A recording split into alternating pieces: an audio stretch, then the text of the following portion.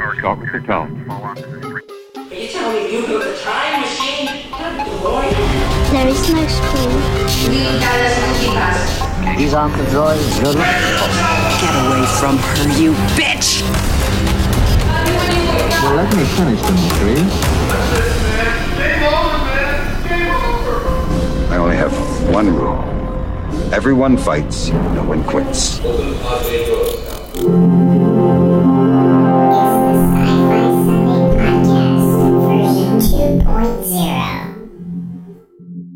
Welcome back to the Sci-Fi Sunday Podcast version 2.0. I'm your host, David S. Dawson, and joining me remotely today is Michael Peterson. Hey, Mike. What's up, buddy? Not a whole lot. Not a whole lot. It's been a little while since we've had a new episode out. I thought we should probably get back on the ball and get one out, especially since the big summer tentpole film has been released, and we have both seen it, Spider-Man: Far From Home. Yep. Just right off the bat, give me your overall impressions of the film. Absolutely loved it. Especially off the heels of Endgame. That is such an emotional roller coaster. It's essentially the same thing that they did last year with Ant-Man 2, where it's kind of the comedic relief after the point, but it's a lot of really hilarious, good moments, but at the same time, very touching, moving, because we are at the fallout of Endgame.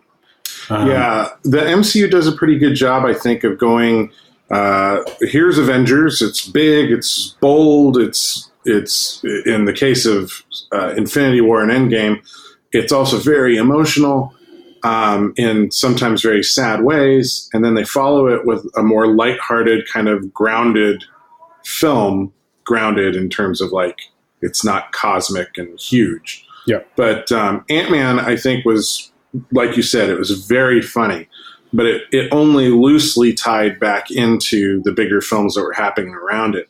Whereas Spider-Man very much feels like the epilogue to the Infinity Saga all the way around.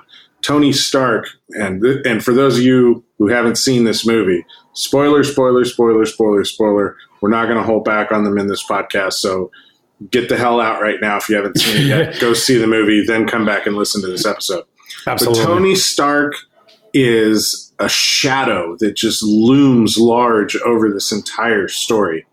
It drives the narrative. It drives the emotional arc that Peter Parker is on, that Happy is on, and it just can't be denied that this is, in fact, directly tied to the end results of Endgame. And way more than any of us anticipated. Obviously, we were ready for the emotional fallout, especially for Peter. But how the main plot, the main weapon in this is all still tied in. It's crazy how much they actually brought Tony in without actually having Tony in this.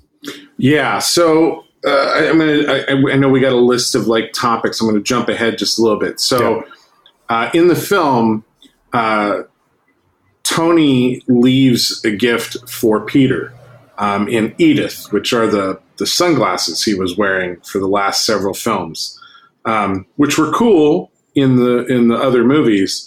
But you get to see here that it's in fact like the tool for controlling this global defense network of satellites and spy stuff, right? It's like S.H.I.E.L.D. on steroids, operated by one person with sunglasses. Yeah, and he gives it to Peter, which is cool all by itself. And the name is a even dead, I'm the hero. You and I cracked up in that. Killed me. Oh my God, that was so funny. But so on point with Tony Stark as a character. Like, that's exactly what he would call that thing, right? Oh, yeah. He's leaving his legacy behind, not just in Edith, but in Peter, right? Peter is the person he's chosen to be his representative post-Endgame. What did you think of that move? Just great. I mean, like,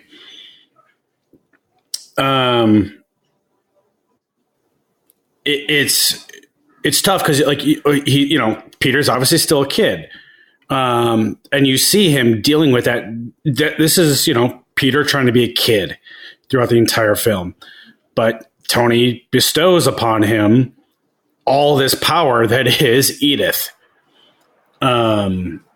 So it's a big thing that he realizes once he screws up, that he needs to step up. Yeah.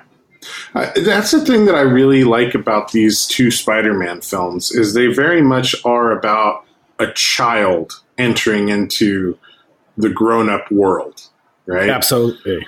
And I think the Edith thing is kind of like dad handing over the keys to the brand new car, Right. And like you're super excited to get it, but it's also terrifying that you've been given that responsibility. And I think that's what Peter's grappling with throughout this entire film is this sudden desire of the world at large, not just talking about Aunt May or Happy or even Nick Fury, but the world at large looking to Spider-Man to step up and fill in the void that Tony's left behind with the loss of Iron Man. Well, it goes back to the entire, the trailer even. It's like, dude, I'm just your friendly neighborhood Spider-Man. Fury, bitch, you've been to space. like, no, you are no longer just a friendly neighborhood Spider-Man. Yeah, but for Peter, so the end of Homecoming, he makes the decision to stay a friendly neighborhood Spider-Man. Right. And Tony greatly respects that decision, as does Happy. I think that's when Happy kind of comes around on the kid, right? But it's not like a lot of time for Peter has passed since that moment, right? Because it was shortly after that he disappeared in the blip. Right. And yes, he fought Thanos on Titan, but that was just a moment of his experience. It wasn't like he's been doing big, amazing things consistently for years at this point. He was a friendly neighborhood Spider-Man. He suddenly found himself in space. Then he turned to dust. Then he fought in one huge battle. And now 8 months later, he's grappling with the fact that whether he was ready for it or not, the world expects him to step up. Right, exactly. And sometimes the world has a habit of turning our lives around whether we're ready for it or not. And I think that's the kind of brilliant piece of storytelling that they were pulling off in these two films. Well, 4 films if you put Infinity War and Endgame into that mix. Right. So, of course, every great superhero needs a good villain. I was really surprised in the trailer when they showed that Mysterio was going to be his next villain, because Mysterio seems so kind of mystical and magical, and Spider-Man's kind of rooted in kind of a weird grounded reality within the MCU still. But I loved what they did with Mysterio in this. How did you feel? I absolutely loved it. He's actually one of my favorite villains in the Spider-Man universe. And I grew up on, I didn't do a lot of comics, but I did cartoons, right? So mm-hmm. I grew up on the 90s Spider-Man cartoon, the best thing ever as far as cartoons go for me. And they did justice to him there, but way more in this. And I mean, if you knew anything about Mysterio's background, they changed it up in this. In various different versions of the comic, he's been an actor, which you see him partially doing that in this, where he kind of takes the director role and like, oh, no, I'm going to do it this way. But then he's also from different universes and different versions of the comic, which we still don't know if that's still a thing, the multiverse. Yeah, because in one version of the comic, the Mysterio of Earth 616 is actually a robot controlled by a Quentin Beck from an alternate dimension. Yeah, he can make he can clone himself, basically. Yeah, so anything's possible with Mysterio. And I wonder if the chapter on him's not fully closed yet. Right. I thought Jake Gyllenhaal did a wonderful job playing the part. He was great. Especially since the head fake was that he was the new mentor, right? Right. And I really bought that relationship as it was growing. I was like, wow, this is kind of a cool take on Mysterio. He's the good guy. And he really did seem like he genuinely cared about Peter through so much of the movie. And it wasn't until that, they lost a part of the drone and that MJ and Spidey find it. Peter, they see that he has to go back and actually kill him. He says, he's furious with William, the guy controlling the drones. That's like, dang it! Now I actually have to kill his kid. Yeah. I get the feeling like he actually liked Peter. Yes. The one bit where he tells Peter never to apologize for being the smartest person in the room. Yeah, awesome. Was like he saw some part of himself in Peter. Yeah. And I think maybe even to some degree, as much as he complained about Tony leaving behind this multi-billion-dollar weapon system in the hand of a 16-year-old, I think he kind of viewed Peter as potentially simpatico with him, this brilliant mind who was kind of overshadowed by Tony Stark. And, maybe Peter might understand once he saw how things completely turned out or something. It was this really interesting dynamic between the two characters that I really enjoyed seeing on screen. Yep, absolutely. I really, when he finally starts fighting Peter, dude, the trippy fight sequence that they go through, especially that first one, where he is just whipping Peter left and right with all these different effects, is so freaking cool and trippy. Yeah, that was amazing, because that was one of the fun things in the comics is the artists could kind of go to town when Mysterio was playing tricks and doing whatever. And you really felt like, oh, hey, the pages of the comic book just kind of came alive here.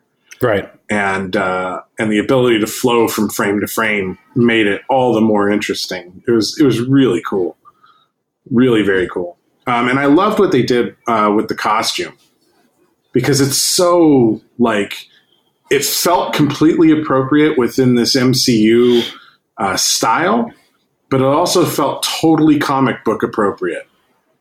It was amazing that they were able to balance that out and make the fishbowl helmet actually work and seem cool. Yep.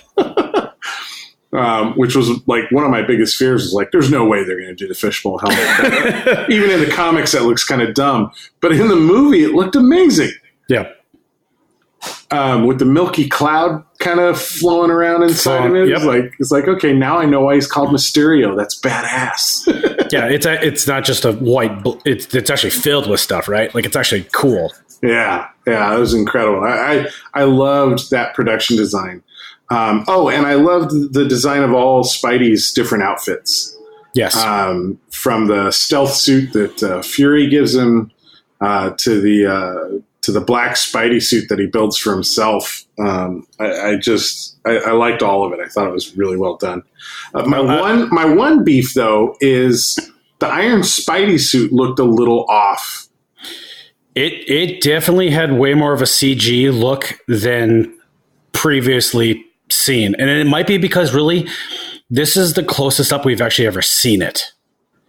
You see a lot more of the detail close up than you did in Avengers, I feel like. Well, I actually wonder if it was more in the neck, you could tell the CG seam between the neck and the body. Mm-hmm. But it felt like a lot of times it was a practical suit because the shoulders were too bulky. Well, maybe. It just, there were some shots where it just felt like, oh, those shoulders look out of whack. Like they're sitting on top of his shoulders instead of flowing around them. I don't know, just a little thing. But other than that, I absolutely loved it. And staying with Mysterio and Gyllenhaal, one of the hardest things that an actor ever has to do is a large exposition dump. To just kind of you know what, we don't have time to go all willy-nilly showing you everything, so we're going to tell you what happened. And Gyllenhaal goes on like a 4-minute rant about the history of him with Tony and William Ginter Riva, who's played by Peter Billingsley from Christmas Story. He goes on this long rant about all these past history things, and they flash and show you kind of new angles of things we've seen before from, Civil War and from the original Iron Man, and kind of placing these characters in context within the existing MCU, which I thought was really cool because they tied everything all the way back to the very beginning here at the very end, right? Right. And in the end, Tony, by and large, has created all the villains that he fought over the course of the MCU. I like the fact that it's... And he created Spider-Man's latest villain. Right. I like the fact that it's not just Mysterio. The fact that it's a bunch of disgruntled workers for Stark all combining together to make this character, Mysterio. Yeah, which really grounds it in the MCU kind of pseudoscience, pseudo-reality feel of things, right? Right. Yeah, it was just very cool. It was very cool the way they figured out how to tie all those things together, bring all the elements together.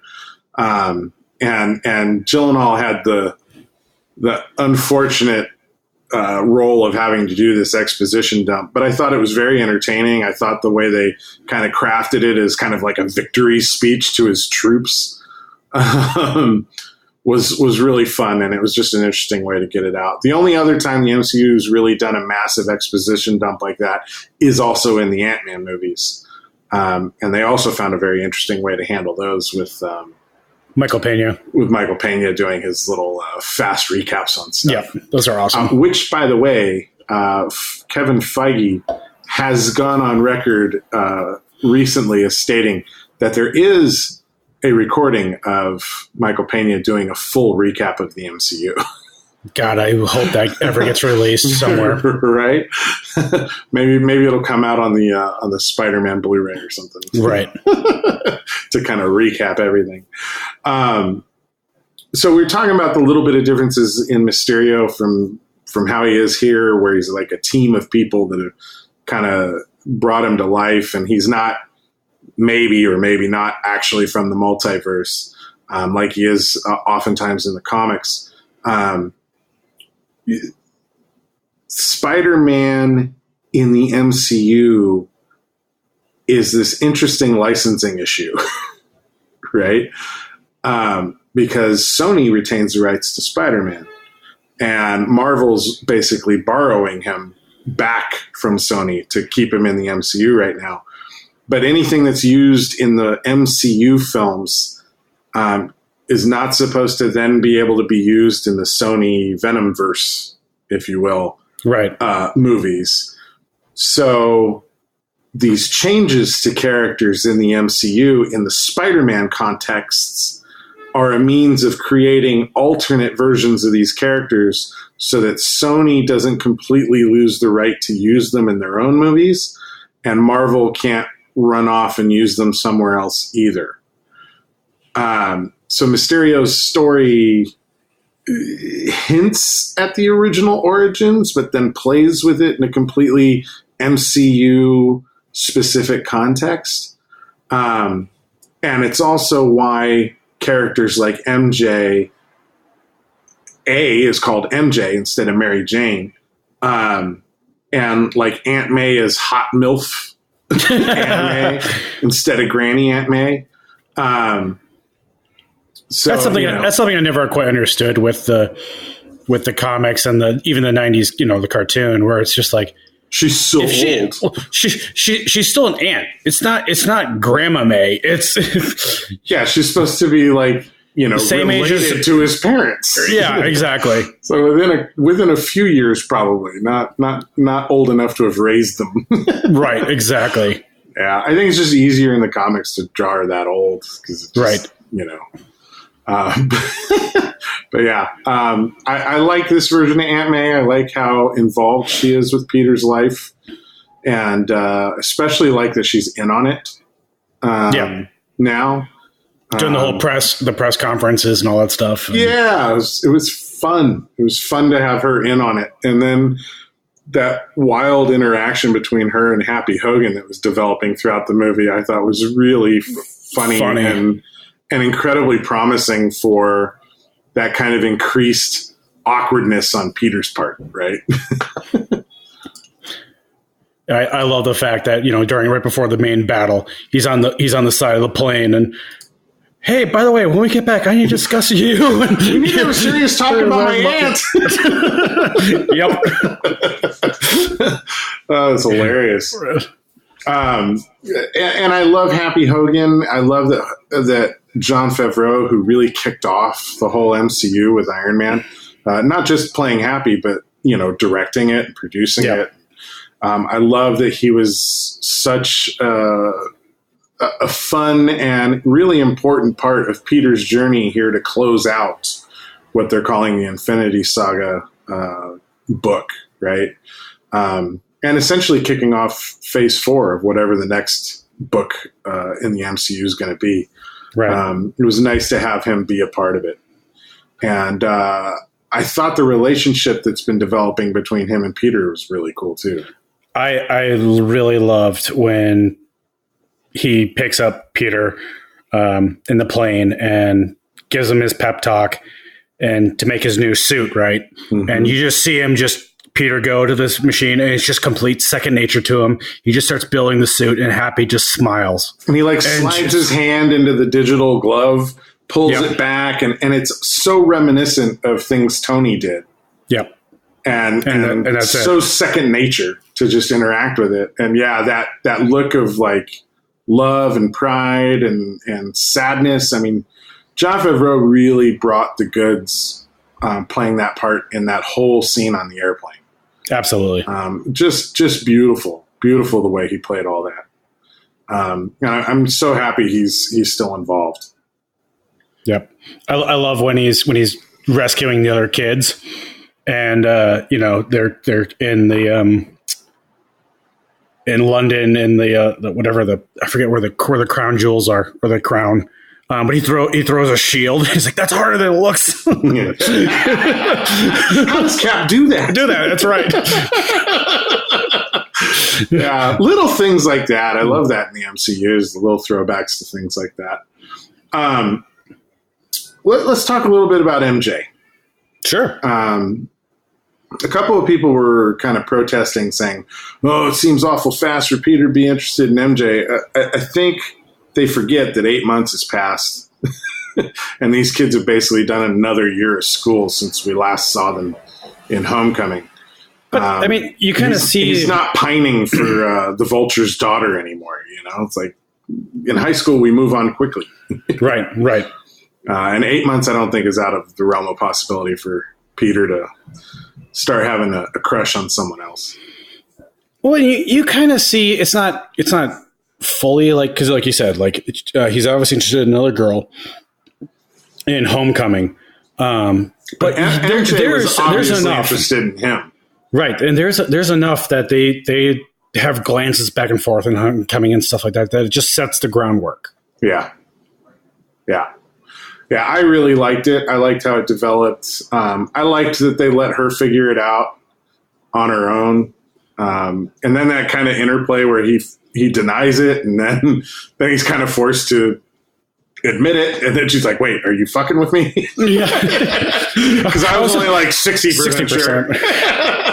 I thought that was fantastic, and it's little character moments like that I really like in these MCU stories. The little interactions that feel real. They feel like real people. They feel like people who have doubts, who have insecurities about themselves and about the things that they believe. That to me is kind of the joy of the writing of these MCU movies. Oh yeah, and especially, I mean, we're finally getting, again, the same thing with Homecoming, where we're finally getting Spider-Man and all his friends actually in high school, actual kids. So the interaction is completely what you think of when you're in a romance or whatever in that age, when they finally kiss or touch hands, it's so awkward, but that was the way it was. Right. Yeah. And Ned and Betty is freaking hilarious. Summer romance. Yes, completely. Just a summer romance. When they go back to school, they're done. It's like so funny, and those kind of unexpected hookups when you're in high school are kind of the fun thing too. Like the idea that Ned and Betty would get together is like, it's not at all what I would have expected. But in the context of the movie, when it happened, I was like, oh, yeah, no, that makes sense. You throw a bunch of kids together for long enough, eventually some of them just start hooking up. And it doesn't always make sense. Yep. So it was a lot of fun. I enjoy this cast all the way around. And I know they're not exactly like their comic book counterparts, but I think the spirit of the comics is completely there. And I think the spirit of him being a high school student, more so than in any of the other two iterations of Spider-Man on film, this really feels like high schoolers doing high schooler stuff within the context of large things happening around them. Absolutely. And I really dig that. Right down to little things too. Like, I don't know if you caught it. Did you catch that Flash was like having problems with his parents like the whole time? Yep. Like his mom isn't there to pick him up. His mom's not there to pick him up. But when Spidey puts on the glasses at the beginning and he's like reading everybody's text messages, I'm gonna have to go back and like pause that scene because there's so much on that alone. Flash was like unable to reach his mom. Like he couldn't get her to respond. And that's what his text messages were about. So it's just, there's this underlying storyline going on with Flash Thompson that I'm really curious to see how they play that out. I was with you there because I think probably in the next one it'll probably be more because Flash is a big character in the Spider-Man universe. Mm-hmm. But they kind of replaced it a little bit with Brad in this one, where it's kind of this douchey older character, same age but older in quotes character. But technically, he's 5 years younger than them. Yeah, exactly. Which I thought was a wonderful way to deal with the snap or the blip. To have one of their the kids that they knew like suddenly is grown up and is same age as them, or maybe even a year older than them now. That was a lot of fun. Yep. But yeah, all the way around, I really enjoyed this Spider-Man. I need to go see it again before I make a determination on where it sits within my Spidey film list. But I would have to say that right now, in my top four for sure are these two Tom Holland Spider-Mans and Into the Spider-Verse from the last December. Right, absolutely. I'm with you. And then behind that would be the Doc Ock of the original run. Because Alfred Molina was amazing as Doc Ock in that movie. So this film, like so many MCU films before it, had two credit sequences, a mid-credit sequence and a post-credit sequence. The mid-credit sequence I thought was a lot of fun. We finally got to see Spider-Man like swinging through New York. Like, absolutely. I don't know if you realize this, but we hadn't seen that yet. He'd swung through Brooklyn, he'd swung through the Bronx, but we hadn't seen him swinging through that iconic downtown New York yet. We finally get to see it for a brief bit here at the end.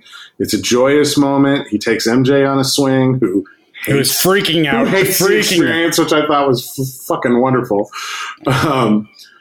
And I loved her hair when they finally landed. It was just like all over, wind blown everywhere. It was so funny. But that dailybugle.net turn of events. What a brilliant idea to take the Daily Bugle and turn it into InfoWars. Dude, and probably my favorite cameo out of any MCU yet. What a wonderful surprise.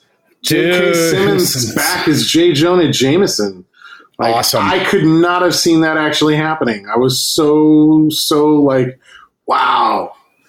But if they are in fact going to introduce a multiverse at some point, it's smart to introduce a J. Jonah Jameson played by the same actor who played it in previous Spider-Man movies. Yeah, and he just did such a killer job at it that it was so... I can't see anybody else playing that part. Are you kidding me? No, absolutely not.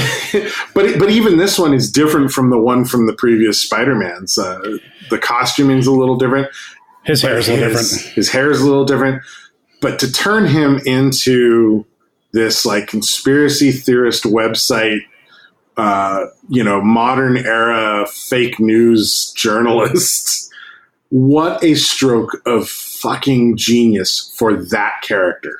It's so funny because as we were ending up the movie, he's swinging through New York. I'm like, I wonder if we're going to, I literally was like, I wonder if we're going to see the Daily Bugle in this. And I wonder where they're going to start putting him into actually being a photographer or, when's that actually going to start coming into play? And then all of a sudden this happened. I'm like, oh shit.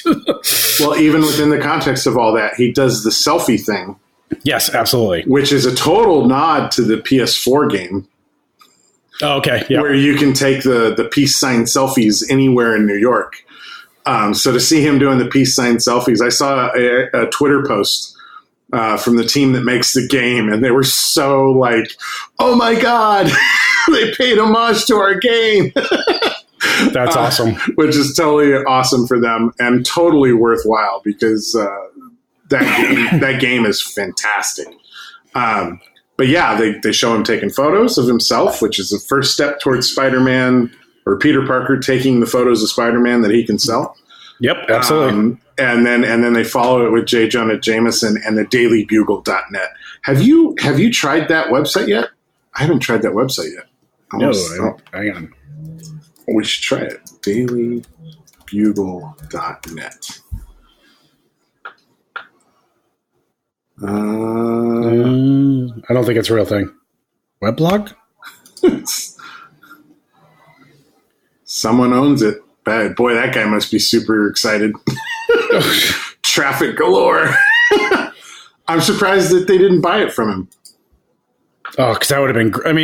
especially after what Marvel did after for Captain Marvel, with the whole like geospaces and like the whole like old school 90s web space. Oh, yeah. Maybe it's daily-bugle.net.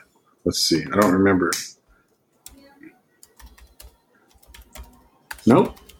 Interesting. Usually movies, man, when they put a website out like that, they'll do something with it.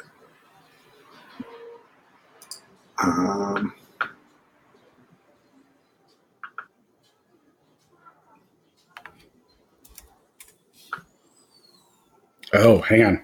The dailybugle.net. Let's see what that. Nope. Dang.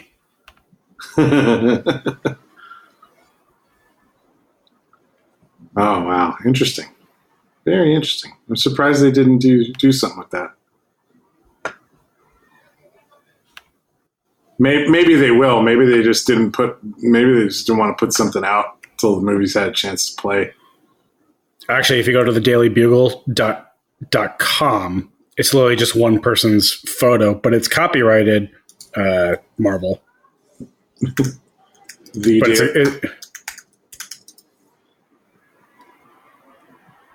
It'll go to a loading page, but yeah, it's a cartoon of Goblin. Yeah. Interesting. Which I really hope they don't go that route ever anymore. Yeah, the Goblin's been overdone. Well, anyway, fantastic to have J. Jonah Jameson back. And then you get to the very end of the credits. Oh, and by the way, J. Jonah Jameson totally outs Peter Parker on behalf of Mysterio as Spider-Man. Yeah. Which, what the... I love that this one ended with the same, what the from a character like the first one did. Yeah. Cool bookend. But yeah, what's that mean for Peter going forward? What does that mean for the MCU going forward that Spider-Man's been outed? Right. Because they made a big deal of it through the whole movie. I mean, generally in the MCU, secret identities have not been a big deal, right? Nobody's really held on to a secret identity since Iron Man came out in the very first movie. So the first movie in the series is like, hey, I'm Iron Man.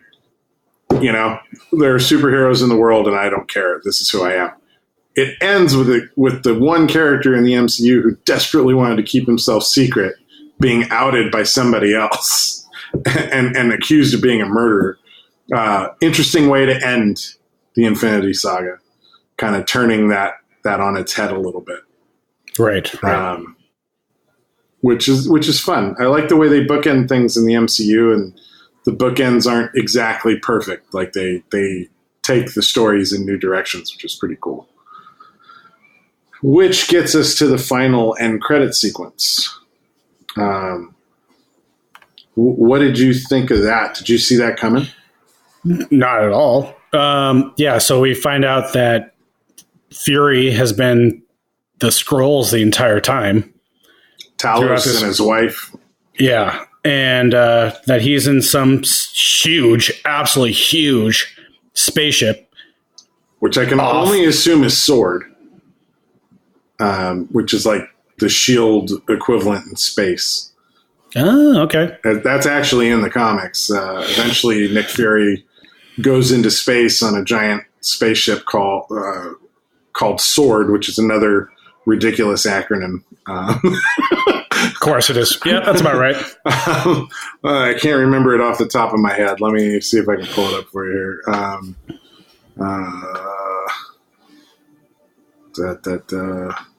There's so many swords in the MCU. I got to put the periods in it. But yeah, what'd you think of the reveal? Like, it's just Fury's on a beach in quotes, and then the entire time like this looks way too fake. And then all of a sudden, yeah, sure enough, the screen goes away and he's on this ship. He's either somehow working with the Skrulls, and probably he's on mission somewhere with Captain Marvel. So Sword is the Sentient World Observation and Response Department. Interesting. Yeah. According to Wikipedia, Sword was originally an offshoot of S.H.I.E.L.D. Since the departure of Nick Fury as director of S.H.I.E.L.D., relations between the two organizations became strained. The head of Sword is Special Agent Abigail Brand. Its primary command and control headquarters is aboard the orbital space station known as the Peak.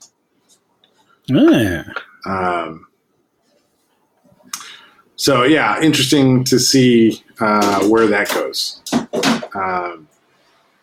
Because part of Sword, too, I think, is a big part of the Secret Invasion storyline, which is, of course, a huge Skrull storyline in the comics. And when Captain Marvel came out and they revealed the Skrulls to be good guys, there was kind of a collective, what the hell, from a lot of comics fans who are big fans of the Secret Invasion storyline. Who are like, well, what the hell? You just ruined the Secret Invasion storyline. So I wonder if they're going that route and if they figured out a way to make it all work where you can still have good Skrulls and bad Skrulls, maybe. I mean, it's kind of like the whole, Shield Hydra, but with shape-shifting aliens. Right. It's possible. It's possible. But yeah, I mean, that's a big post-credits drop. And I wonder when we'll get the kind of taste of what's next with all that. Because the next film to come out, I'm fairly certain, is going to be the Black Widow film, which is also a prequel movie. Takes place in the time before Black Widow actually became a S.H.I.E.L.D. agent. So I wonder if we're going to get any sort of hints at the Skrull stuff from there too. I don't know. We may find out some little tidbit even, this next week. Oh, yes. Comic-Con. Yes, we got Comic-Con coming up in just a couple of days. You've already dropped a little video on our Facebook page. Thank you for that. Oh, of course. I am going to be attending some special sneak peek of the Amazon Prime Video presentations, so I'm excited to get to do that. But when I was walking around, Amazon's has by far the best outside of Comic-Con thing that I saw today. Oh. It's huge towers of screens, and it's where the Zach, not Zach. Oh my God, what's the spy name? Jack Ryan. Oh yeah. Yeah, so it's that same spot that it was. Jack Ryan's on Amazon Prime, so right. That makes sense. That's their space. Yeah. But yeah, now all over it, you have Carnival Row, which is Orlando Bloom's new stuff. Right. The Boys, which looks cool. It looks like basically like superhero. And The Expanse. Which I was like, wait, wasn't that sci-fi? But then it was, but Amazon Prime picked it up a year and a half ago, and the new season's going to drop here pretty soon. So sweet, yeah. So that's all in that one area. Yeah, I'm so happy that Amazon picked that show up and kept it going, because it really is one of the best sci-fi shows I think ever put to television. Cool. If you haven't been watching it, like, get caught up and be ready for this new season. Sweet. But yeah, no, totally cool. It's going to be fun at Comic-Con. If you are going to Comic-Con, be sure to come visit me on Sunday. I'll be signing autographs at the Star Wars, the Toy Stories table up under the sails from 11 to 2 p.m.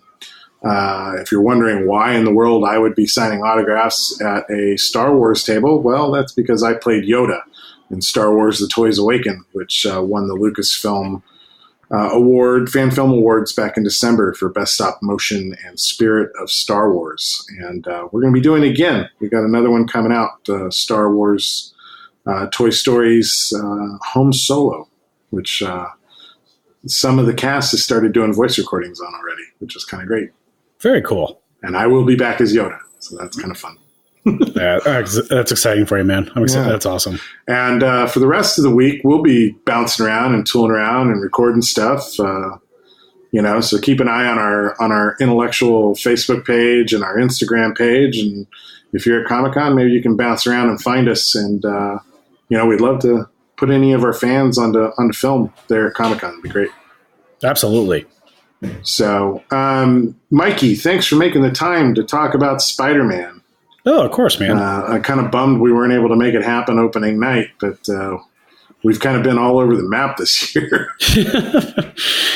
Absolutely. Oh, it's tough to get us all in the same zip code, let alone into the same theater. And then by the time we're done with the movie, we're all like, oh my God, I just want to sleep. So, but yeah, loved it. If you haven't seen it and you've listened to this podcast, well, what the hell were you thinking? And now go see it. I'm interested to see how. I mean, we're kind of already at the tail end of it. It'll still be around for a little bit, but so Homecoming made $880 million. This Spider-Man has already made $600 million in 2 weekends. Worldwide, we are at 847. So we are 33 million shy. So they've bumped up the figures since I last checked on like Thursday. Yeah. Wow. Yeah. I think this will cross the $1 billion mark. I think it's got that kind of legs. Which would be 3 Marvel films this year to do that. Mm-hmm. That would be quite the achievement for a 11-year-old franchise of films with 23 films under their belt. Yeah. They show no signs of slowing down. I'm excited to see what news we get and what comes next.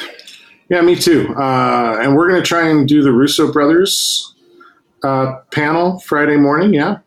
Yeah, I want to. Yeah, I want to see what they have to say. I'm really leaning towards going to the Star Trek Hall H panel on Saturday. See if I can get into that. I don't know if I'll try and stay in line all night, but I'm getting the feeling maybe you won't have to do that. I didn't have to last year. Yeah. So, but I'll go a little bit earlier this year to get in line so I don't miss the first 10 minutes. Right.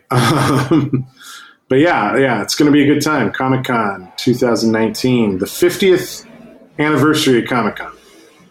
I can't believe it. That's really cool. Yeah, it's older than I am, which is really saying something. So, Until next time, you've been listening to Sci-Fi Sunday version 2.0. I'm your host, David Dawson. And I'm Mike Peterson. And we will see you all again very soon.